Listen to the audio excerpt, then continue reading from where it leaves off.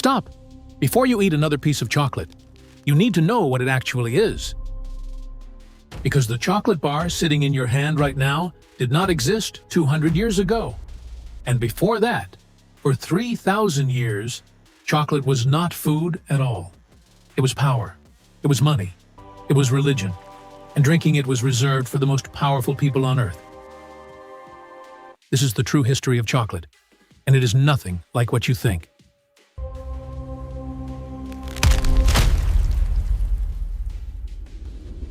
Let's go back to the beginning. 1900 BC, the Olmec civilization, southern Mexico, and the oldest known civilization in Mesoamerica. Archaeologists have found chemical traces of cacao in Olmec pottery, dating back nearly 4,000 years. But the Olmecs did not eat chocolate. They drank it. Fermented cacao mixed with water, chili pepper, and cornmeal. A thick, dark, bitter liquid with almost no resemblance to anything you would recognize today. No sugar, no milk, no sweetness whatsoever. Just raw, bitter, fermented cacao and spice. They called it cacahuat, and it was sacred. The Olmecs passed cacao to the Maya, and the Maya took it to another level entirely. Cacao was not just food or drink for the Maya, it was divine. They had a god of cacao, Ecchua, and entire religious ceremonies built around it. Cacao trees were believed to be a bridge between the human world and the divine world. Maya kings drank cacao at coronations, at weddings, before battle. The drink was frothed by pouring it from one cup to another from a great height, creating a thick foam on top that was considered the most valuable part. Maya hieroglyphics show cacao being offered to the gods alongside blood. It was that sacred. And then came the Aztecs.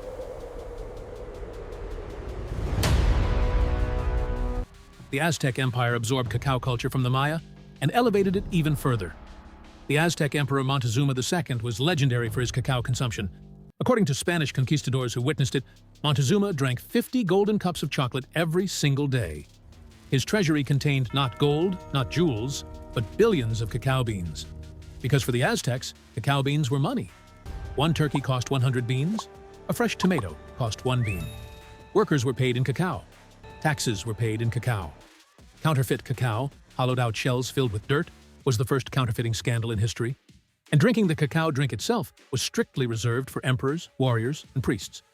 A common person drinking chocolate could be put to death. Then, 1519. Hernán Cortés and the Spanish conquistadors arrive in Mexico. They are looking for gold. They find something more valuable. Cortés witnesses Montezuma drinking his 50 golden cups and immediately understands the power of this substance. He sends cacao beans back to Spain with a letter describing them as more valuable than gold. When chocolate arrives in Spain, the Spanish do something nobody had done before. They add sugar, and honey, and cinnamon.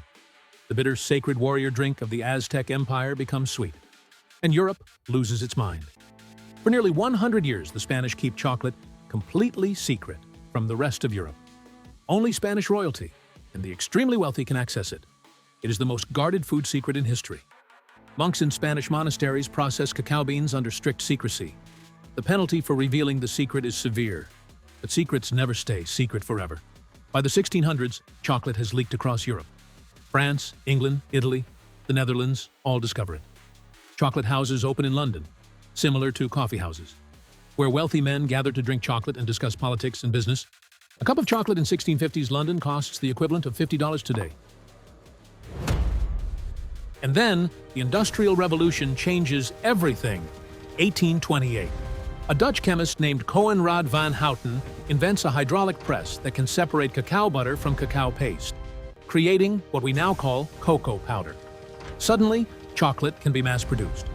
Suddenly, it is no longer just a drink. In 1847, a British company called J.S. Fry & Sons mixes cocoa powder with sugar and cacao butter and presses it into a mold. The world's first chocolate bar. Solid chocolate that you can hold in your hand and eat. The entire history of chocolate had been liquid. 3,000 years of drinking, and suddenly, in 1847, a bar. Then, in 1875, a Swiss man named Daniel Peter adds something that changes chocolate forever. Milk.